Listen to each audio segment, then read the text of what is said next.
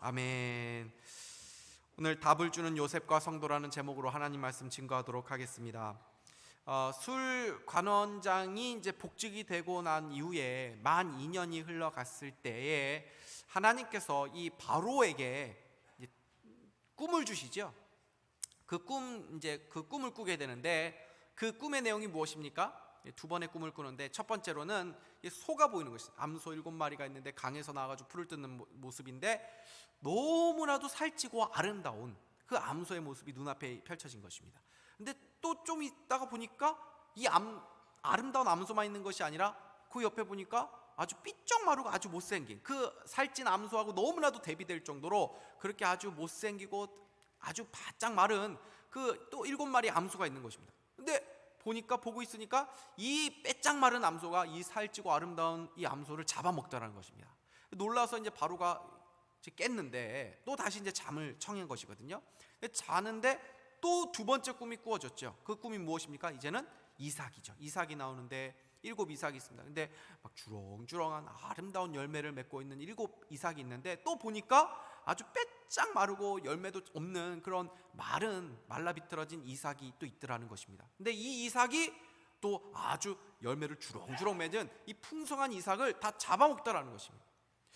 여러분, 이 꿈 내용은 그렇게 복잡하지는 않죠. 아주 단순합니다. 그런데 문제는 무엇입니까? 내용은 뭐 별건 아닌데 이 꿈이 무슨 의미인지가 도통 이해가 안 되는 것입니다. 바로가 얼마든지 그냥 개꿈인가 보다 하고 그냥 넘겨버릴 수도 있었겠죠. 그런데 바로가 그렇게 하지 못했습니다. 바로는 이 꿈이 이게 심상치 않은 꿈이다라고 생각을 했습니다. 그 이유는 두 가지입니다. 첫 번째는 이 꿈에 나오는 배경에 뭐가 나오냐면 나일강이 나오거든요. 근데 이 나일강이 애굽 사람들에게는 아주 특별한 의미가 있습니다. 애굽은 당시에 다신교를 믿었거든요. 그래서 이 파라오도 무엇입니까? 신의 아들 아닙니까? 태양신의 아들 이렇게 불려주고 자신도 신이고 뭐 다른 것도 신이 많습니다. 그렇게 다른 여러 신은 있는데 나일강도 하나의 신으로 이제 섬겼던 것이죠. 그래서 이스라엘이 출애굽했을 때에 10가지 재앙 중에 하나님께서 내린 재앙 중에 또 무엇이 있었습니까? 나일강을 피로 만든 그런 사건이 있지 않습니까? 이게 무슨 의미하냐면은 결국은 이 나일강의 신, 그 애굽의 신을 심판하시는 그런 의미도 그 안에 있는 것이거든요. 그러니까 이 나일강이 나오니까 이 바로는 이게 이 범상치 않은 꿈이다라는 생각을 했을 것입니다.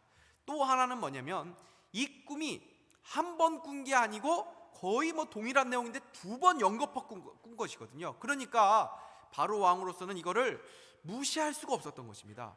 그래서 아침에 일어나자마자 당시에 애굽에는 꿈을 해몽하는 사람들도 많이 있었고 점술가들도 있었고 지혜자들도 있었고 그렇죠? 미신을 섬기는 문화, 우상을 섬기는 문화가 많이 있는 곳에는 그런 사람들 많이 있지 않습니까? 그러니까 내노라고 하는 그런 박사들, 지혜자들, 그런 사람들을 총명하다고 하는 사람들을 다 불러 모은 것입니다. 그리고 바로가 내가 어제 이런 꿈을 꿨다고 이렇게 얘기를 했는데 아무도 그 꿈에 대해서 해석을 해주지 못하는 것입니다. 그러니까 바로가 더 번민이 되었죠. 성경에 보면은 번민하다라는 단어가 나오는데 이 단어가 어떤 뜻을 가지고 있냐면은 찌르다 그리고 압박을 주다 이런 의미가 담겨 있습니다. 그러니까 그냥 번뇌하다라는 말이 그냥 단순히 그냥 좀 고민하고 이 정도가 아니고 일상생활을 하지 못할 정도로 아주 지장을 받을 정도로 매우 극심한 어떤 스트레스, 이게 도대체 뭔 거야 하면서 굉장히 괴로웠다라는 그런 고통을 받았다라는 그러한 의미가 담겨져 있는 것입니다. 여러분 보십시오. 당시 애굽은 어떤 나라입니까? 당대 최강의 나라죠. 군사적으로나 어떤 문화적으로나 아주 문명적으로나 가장 발달된 나라 중에 하나가 이 애굽입니다. 거기에 최고의 권세자가 이 바로입니다. 그런데 그런 바로가 한낱 꿈으로 인해서 안절부절하지 못하고 있는 것입니다. 우리가 살고 있는 이 세상을 보십시오. 얼마나 더 대단해 보입니까? 최첨단 과학시대를 우리가 살아가고 있지요. 근데 우리가 코로나 시절에 무엇을 알게 되었습니까? 아무리 인류가 대단한 능력이 있는 것 같아도 그죠? 두바이 같은 경우는 사막 그 한가운데 숲을 만들고 그죠? 스키장을 한다고 하는데 얼마나 대단합니까? 인간이 마치 무에서 유를 창조하는 능력이 있는 것처럼 세상은 그렇게 떵떵거리고 그렇게 얼마나 화려함을 자랑합니까? 근데 이것이 세상이라는 것입니다. 휘황찬란하고 대단한 것 같지만 모래 위에 서 있는 성일 뿐이라는 것입니다. 바로의 꿈 하나 해결해 주지 못하는 것입니다. 그렇게 바로 왕과 애굽에 있는 모든 지혜자들도 답을 알지 못해서 고통하고 있을 때 술 맡은 관원장이 자신이 감옥에 있을 때 자기의 꿈을 해석해 줬던 한 청년 요셉을 기억하게 됩니다.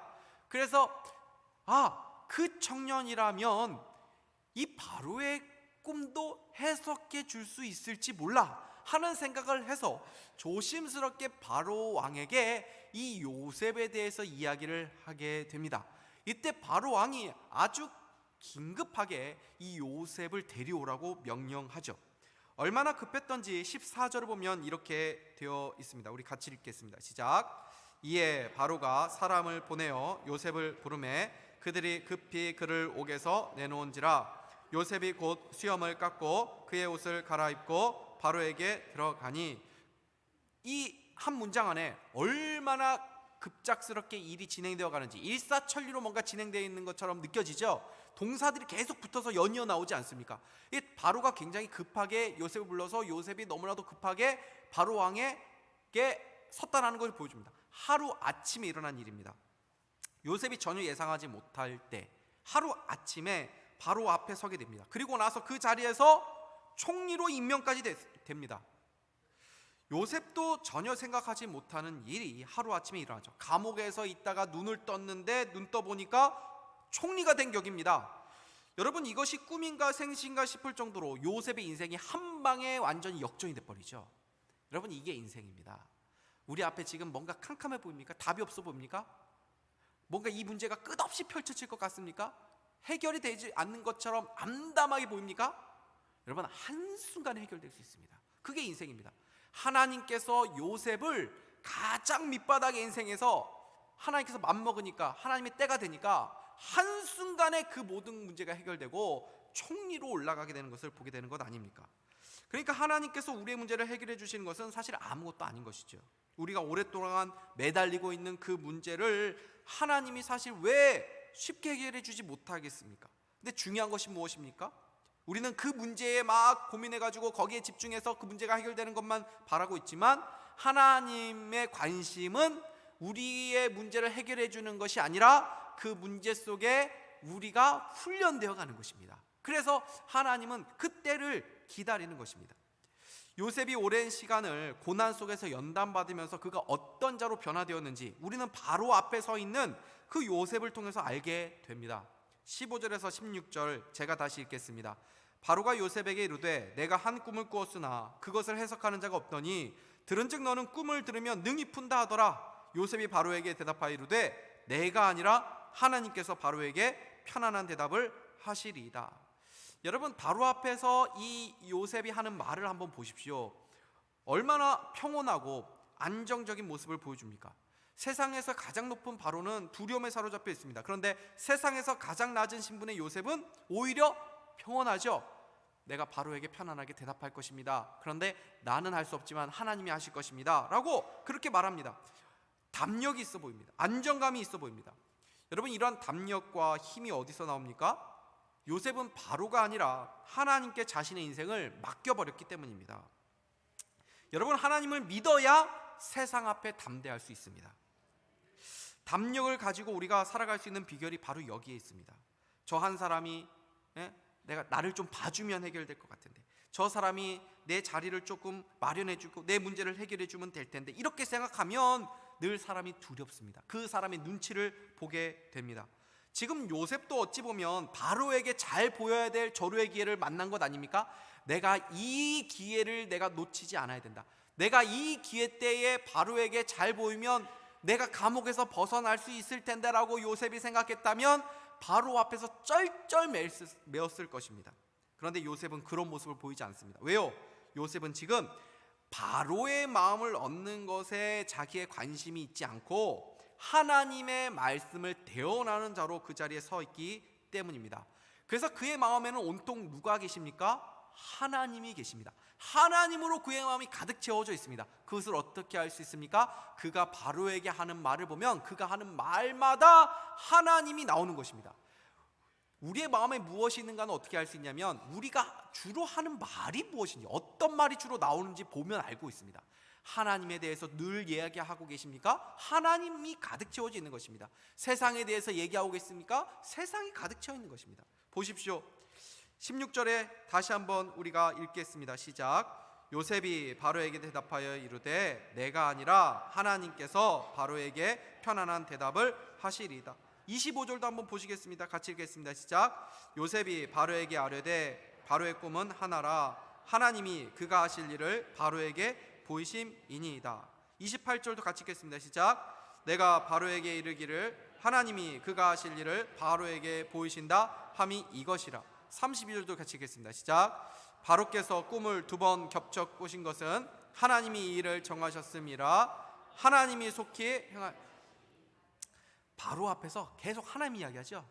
네. 하나님이 이렇게 하실 것입니다. 하나님께서 이렇게 대답해 주십니다. 이렇게 계속 하나님을 얘기해요. 여러분, 바로 왕 앞에서 하나님이 대해서 증언하는 건 이게 쉬운 게 아닙니다. 사람은 자기를 드러내고 싶기 마련이지요. 그런데 요셉은 뭐라고 말합니까? 16절. 요셉이 바로에게 대답하여 이르기를 내가 아니라 하나님께서 바로에게 편안한 대답을 하시리라. 너는 능히 모든 꿈을 다 풀 수 있다라고 내가 들었어. 너는 다 할 수 있다면서. 내가 아닙니다. 하나님께서 답을 주실 것입니다. 다른 번역을 보면 이렇게 되어 있습니다. 나는 할 수 없습니다. 저는 못합니다. 그러나 하나님께서 왕에게 대한 대답을 주실 것입니다. 이렇게 되어 있습니다. 사단은 항상 하나님보다 우리 자신을 앞세우게 만들게 하고, 우리 자신을 자랑하게 만들고, 우리 자신을 사랑하게 만들고, 우리 자신을 높이려고 그렇게 합니다. 그런데 요셉은 노예로 있는 동안, 감옥에 있는 동안 하나님을 경험했죠. 하나님과 함께 하심을 경험했죠. 그래서 하나님으로 어느 순간 채워져 있었던 것입니다. 그래서 바로 왕 앞에서도 사람이 아니라 하나님을 더 크게 보는 사람이 된 것입니다. 요셉이 하나님을 높일 때 하나님이 요셉을 높여주시죠. 야고보서 4장 10절 말씀 같이 읽겠습니다. 시작. 주 앞에서 낮추라 그리하면 주께서 너희를 높이시리라. 아멘. 주 앞에서 낮추라는 말씀이 무엇입니까? 하나님 앞에서 겸손하라는 것이죠. 하나님 앞에서의 겸손이 무엇입니까? 나는 할 수 없습니다. 나는 못합니다 하는 것입니다. 그러나 하나님 앞에서 겸손은 저는 못합니다. 저는 할 수 없습니다. 그래서 좌절하는 게 아니죠. 이제는 나는 할 수 없어. 이제는 내 힘으로 어떻게 할 수 없어 하면서 좌포자기하는 것이 겸손이 아닙니다. 거기서 끝나면 안 됩니다. 우리의 신앙의 고백은 어디까지 나갑니까? 하나님, 저는 못합니다. 저는 할 수 없습니다. 어떻게 합니까? 그러나 하나님은 하실 수 있는 줄 믿습니다. 여기까지 가야 되는 것입니다. 그래서 우리의 신자들의 겸손은 무엇입니까? 좌절이 아니고 포기가 아니고 소망인 것이죠. 저는 못하지만 하나님은 하실 수 있습니다. 그러니 제가 하나님을 의지하겠습니다. 이렇게 나아가는 것입니다. 우리가 늘 이 고백을 해야 합니다. 우리가 잘 나가더라도 이때 교만해서 안 됩니다. 잘 나갈 때 더 우리가 조심해야 됩니다. 선 줄 알거든 넘어질까 조심하라. 병원 아십니까? 별일 없습니까? 잘 나가고 있는 것 같습니까? 하나님 앞에 겸손하십시오. 그래도 저는 할 수 없습니다. 하나님이 하셔야 됩니다. 이 고백이 있어야 됩니다. 해석은 하나님께 있습니다. 해결은 하나님께 있습니다. 능력은 하나님께 있습니다. 이렇게 하나님을 높이고 하나님을 의지하는 자들에게 하나님께서 높여주시고 은혜를 베풀어 주신 줄 믿으시기를 바랍니다. 요셉은 바로에게 해석은 하나님께 있다라고 계속 말합니다. 여러분, 다시 한번 말씀드립니다. 해석은 누구에게 있습니까? 해석은 하나님께 있습니다. 기억하십시오. 꼭 기억하십시오. 해석은 하나님께 있습니다. 여러분, 해석은 하나님께 있다고 말을 하는데 왜 여러분이 해석하려고 합니까? 여러분이 왜 여러분의 삶을 해석하려고 합니까? 해석은 누구에게 있다고요? 하나님께 있다. 내 인생 망했어. 우리의 자녀 인생 망했어. 이제 안 되는 거야. 언제 누가 해석 지금 하고 있는 겁니까? 내가 하고 있지 않습니까? 여러분, 여러분의 인생 해석 하나님께 있는 줄 믿으시기를 바랍니다. 지나온 과거의 인생 해석 하나님께 맡기십시오. 그리고 지금 주어진 일을 충실하게 하나님 앞에 살아가는 여러분 될 수 있기를 바랍니다. 그것이 믿음입니다. 요셉은 바로의 꿈을 듣고 하나님이 주신 해석을 그대로 전하죠. 7마리의 살찐 소는 7년 동안의 풍년을 뜻하는 것이고 7마리의 마른 암소는 7년 동안의 흉년을 뜻하는 것인데, 마른 암소가 살찐 암소를 잡아먹었다는 것은 풍년이 아주 좋아서도 그 이전의 풍년보다 훨씬 더 극심한 흉년이 오기 때문에 그 풍년이 잊어질 만큼 더 큰 흉년이 온다라는 그러한 의미가 되는 것입니다 라고 해석을 해줍니다. 그런데 인상적인 것은 요셉이 해석해 주는 것으로 끝나지 않고 있다는 것입니다. 요셉은 문제만을 말하지 않고 대안까지 말하고 있는 걸 보게 되죠. 바로는 요셉에게 해석만을 얘기했는데 이 해석은 좋은 해석이 아니었죠. 결국은 7년의 풍년이 있지만 결국 그 결론이 어떻게 됩니까? 7년의 풍년이 잊혀질 만큼 더 극심한 흉년이 옵니다 라고 하니까 사실 이 해석은 사실은 문제를 이야기한 것이죠. 이러한 문제가 생길 것입니다 라는 것입니다. 요셉이 여기까지만 이야기하고 그냥 가도 됩니다. 그런데 그렇게 했다면 바로는 그 근심하게 됐겠죠. 그 마음이 편하지 않았겠죠. 왜? 문제를 얘기하고 거기서 끝났기 때문입니다. 그런데 요셉은 바로가 요구하지도 않았는데 대안까지 얘기해 줍니다. 33절에서 36절 보겠습니다. 제가 읽겠습니다. 이제 그죠? 문제를 다 얘기한 것입니다. 이런 일이 생길 것입니다 하고 이제라고 하면서 대안을 얘기하죠. 이제 바로께서는 명철하고 지혜 있는 사람을 택하여 애굽 땅을 다스리게 하시고 바로께서는 또 이같이 행하사 나라 안에 감독관들을 두어 그 7해 풍년에 애굽 땅의 5분의 1을 거두되 그들로 장차올 풍년의 모든 곡식을 거두고 그 곡식을 바로의 손에 돌려 양식을 위하여 각 성읍에 쌓아두게 하소서. 이와 같이 그 국물을 이 땅에 저장하여 애굽 땅에 임할 7해 흉년에 대비하시면 땅이 이 흉년으로 말미암아 망하지 아니하리라. 여러분, 이 대안을 얘기하니까 바로의 마음이 어떻겠을까요? 편안해졌겠죠. 기뻤겠죠. 여러분, 이 세상 보십시오. 정말 똑똑한 사람 엄청 많지 않습니까? 문제에 대해서 분석하는 사람들 굉장히 많습니다. 그런데 문제를 얘기하지 대안을 얘기하고 그 대안을 위해서 자기가 희생하려고 하는 사람은 없습니다. 잘 없습니다. 책임자의 위치에 있으면 이런 문제가 있습니다 라고 하는 사람을 그렇게 환영해주고 싶지 않습니다. 문제만을 말하는 것이 아니고 이러한 문제가 벌어졌습니다 이게 아니고 이런 문제가 있는데 이러한 대안을 가지고 이렇게 한번 제가 해보겠습니다 하는 사람이 이 책임자에게는 환영을 받는 사람이거든요. 근데 지금 보십시오. 이 요셉은 문제만을 말하지 않고 대안을 말합니다. 그리고 그 일을 요셉이 감당합니다. 요셉이 제시한 대안은 크게 두 가지입니다. 첫 번째 무엇입니까? 그 풍년 7년 동안에 그 풍년의 때에 곡식을 20%를 거둬라, 세금으로 거둬라 라는 것 첫 번째 대안이고, 두 번째 무엇입니까? 각 나라에 그 곡식들을 저장할 창고를 마련해 두어야 합니다. 이 두 가지 제안을 하게 된 것입니다. 여러분, 이것은 대충 한 말이 아니었습니다. 여러분, 세금이라는 것, 이 세금을 정한다는 것, 이것은 얼마나 치밀한 계산들이 그 안에 들어가 있는지 모릅니다. 요셉이 무턱대고 그냥 20%, 5분의 1을 거둬라라고 말한 것이 아닙니다. 세금이라는 것은 나라의 인구수라든지 나라의 어떤 국토 면적이라든지 그리고 예상되는 어떤 그 수입, 그죠? 그 곡식의 양이라든지 그 국민의 어떤 수라든지 이런 수많은 지표들을 계산해서 세금을 징수하는 것 아니겠습니까? 그러면 이러한 지혜가 어디서 온 것입니까? 요셉이 노예와 감옥 생활을 어디서 했습니까? 고위 관료, 그죠? 보디발의 집에서, 그리고 그 고위 관료들이 감옥에 갇히는 그 감옥에서 보냈습니다. 그러니까 그것은 요셉에게 애굽의 언어, 문화, 경제, 정치, 문화 이런 것들을 다 배울 수 있는 학교가 되었던 것이지요. 요셉이 그 세월을 낭비한 것이 아닙니다. 만약에 요셉이 자기 자신을 그냥 자기하면서 그냥 허송세월했다면, 그죠? 그 세월에 자신이 뭔가 배울 수 있는 것이 없었을 것입니다. 그런데 요셉이 어떻게 했습니까? 그 시간을 낭비하지 않고 충실하게 하나님 앞에서 자기에게 주어진 일들이 있었지 않습니까? 그 안에서도 그것을 성실하게 해나가면서 어느덧 자기도 모르는 사이에 총리로서의 실력을 갈고 닦게 된 것입니다. 그랬을 때에 그 실력 바탕 위에 무엇이 더해졌습니까? 하나님의 영의 충만함이 주어졌을 때 그 탁월한 대안을 제시하게 된 것입니다. 38절 우리 같이 한번 읽겠습니다. 시작. 바로가 그의 신하들에게 이르되 이와 같이 하나님의 영에 감동된 사람을 우리가 어찌 찾을 수 있으리요 하고, 바로에게 내놓은 이 대안이 요셉의 지식만이 아니라 하나님의 영에 감동이 되었다는 것을 요셉뿐 아니라 거기에 있는 바로 왕과 거기에 있는 많은 사람들이 다 알았다는 것입니다.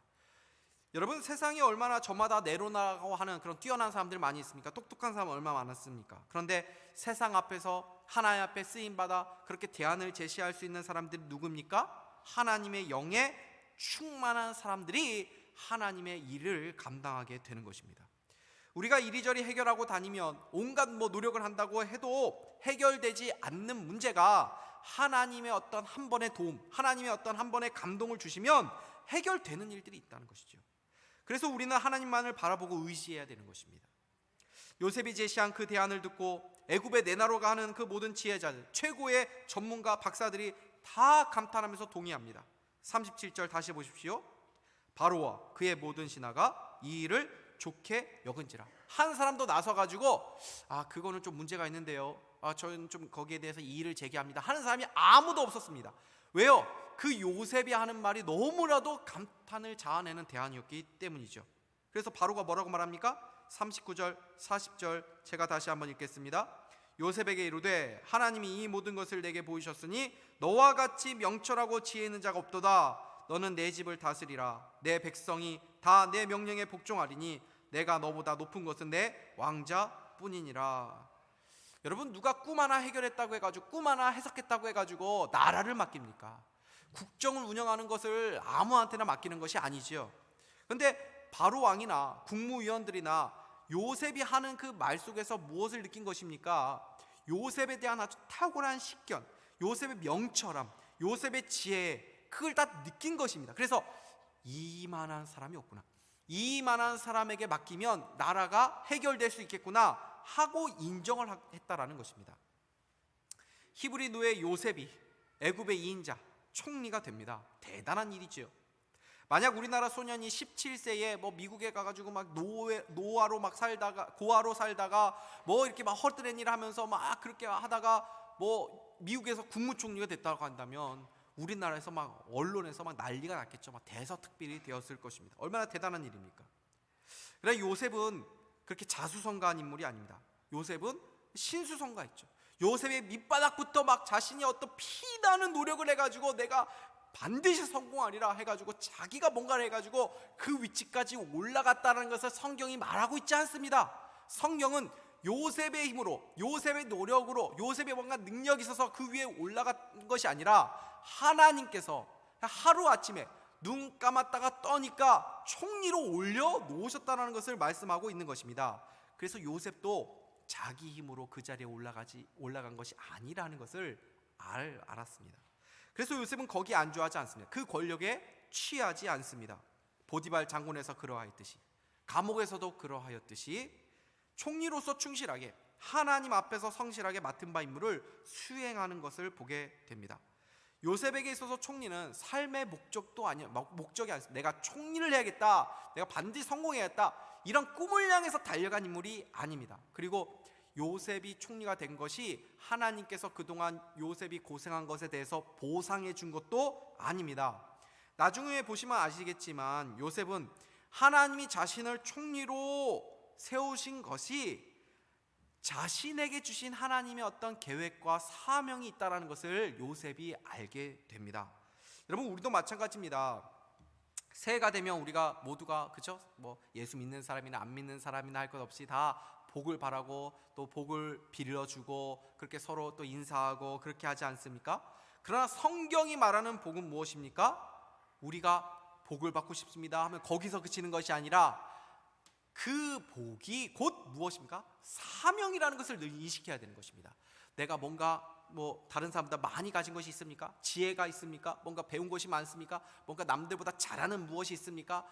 그렇다면 그것으로 인해서 내가 유익을 얻고 이런 것에 내가 취해서 살아가는 것이 아니라 이것이 사명이구나 하는 생각까지 가야 되는 것입니다. 그래서 그걸 통해서 우리가 섬기는 것이죠. 우리가 요셉을 부러워한다면 그가 총리가 되었기 때문이 아니라 요셉이 어떤 환경에 있든지 간에 하나님이 함께 하시는 인생, 하나님의 뜻을 이루는 형통한 인생을 살았다는 것이 우리가 요셉을 부러워하는 그런 이유가 되어야 한다는 것입니다. 말씀을 맺겠습니다. 오늘 말씀을 통해서 우리는 세상 앞에 또 바로 앞에 답을 주는 이 요셉의 모습을 보게 됩니다. 세상은 답을 찾지 못하는 세상입니다. 그래서 고통하고 두려워하고 불안해합니다. 아무리 많은 것을 가지고 있어도, 아무리 많은 힘이 있어도 작은 것 하나에도 무너지는 존재들입니다. 그런데 이 세상 앞에 편안한 대답, 안정감 있고 담대하게 견고하게 서 있는 존재들이 누구입니까? 이 시대의 요셉이 누구입니까? 바로 그리스도인들, 그리고 교회인 줄 믿으시기 바랍니다. 그래서 여러분, 바울 보시죠. 바울 같은 사람들 다 배가 파산됐을 때, 사람들이 다 두려워하고 있을 때, 그 추위에 떨고 있을 때도 죄수인 바울이 당당하게 세상 앞에 서서 뭐라고 말합니까? 안심하라, 하나님께서 어젯밤 나에게 말씀하셨는데 여기 중에 털끝만큼도 다칠 사람 아무도 없다 라고 선언하지 않습니까? 여러분, 그런 존재로 부름받은 사람들이 우리라는 것입니다. 여러분, 우리는 세상에 답을 주는 존재로 부름받은 사람인 줄 믿으시기 바랍니다. 하나님께서 우리에게 대안을 알려주셨기 때문입니다. 하나님이 주신 대안이 무엇입니까? 복음이죠. 세상에서 겪는 모든 불행의 원인, 비참의 원인, 고통의 원인, 그 불행의 원인이 무엇이라고 성경은 말씀합니까? 죄라고 말씀합니다. 그런데 그 죄의 문제를 이 세상이 해결할 수 있습니까? 아무리 죄의 그 문제를 세상 사람들이 해결하려고 해도 세상에서는 죄의 문제를 해결할 능력이 없는 것입니다. 그런데 그 죄의 문제를 해결할 수 있는 유일한 대안을 하나님께서 마련해 주셨죠. 그 대안, 그 하나님의 답이 무엇입니까? 예수 그리스도인 줄 믿으시기 바랍니다. 그래서 우리는 이 답을 알고 있죠. 이 답을 아는 자와 이 답을 모르는 자는 그 삶이 같을 수 없는 것입니다. 답을 아는 자들이 가지고 있는 담대함, 능력이 있습니다. 그래서 신자는 세상 앞에 떨지 않습니다. 세상 앞에 두려워하지 않습니다. 어떤 일을 무슨 일을 당해도 우리는 견고하게 설 수 있는 것이죠. 세상보다 우리는 하나님을 더 크게 보며 살아가는 사람들입니다. 우리가 어떤 환경과 상황 가운데 있다 하더라도 우리는 이 영적인 권세를 놓치지 말아야 할 줄 믿습니다. 새해를 맞이하면서 세상 사람들은 여전히 불안할 것입니다. 두려울 것입니다. 세상에서 들리는 소식들이 뭐 좋은 소식입니까? 그러니까 새해를 맞이하면서도 그렇게 이렇게 소망을 크게 가지지 않는 것 같습니다. 그러나 우리의 마음은 어떻습니까? 여러분의 지금 마음은 어떻습니까? 새해를 맞이하는 너희들의 마음 가운데는 두려움이 아니라 하나님으로 인해서 충만하게 채워져서 담대하게 세상 가운데 나아갈 수 있는 그런 은혜가 있게 되기를 바랍니다. 그리고 바로 앞에 선 요셉처럼 담대함과 영적인 권세를 가지고 답을 보여주며 살아갈 수 있는 그러한 복이 여러분의 가정과 삶 가운데 있게 되기를 주님의 이름으로 축복합니다. 기도하겠습니다. 하나님 아버지, 이 시대의 요셉과 같은 존재로 우리를 불러주신 것을 감사합니다. 지금도 하나님의 백성들을 통하여 일하고 계신 주님, 우리 안에 그 하나님으로 충만하여져서 불안해하고 고통하고 염려하는 세상 앞에 담대하게 답을 보여주며 살아가는 저희 모두가 다 될 수 있도록 인도하여 주시옵소서. 예수 그리스도의 이름으로 기도하옵나이다. 아멘. 우리 찬성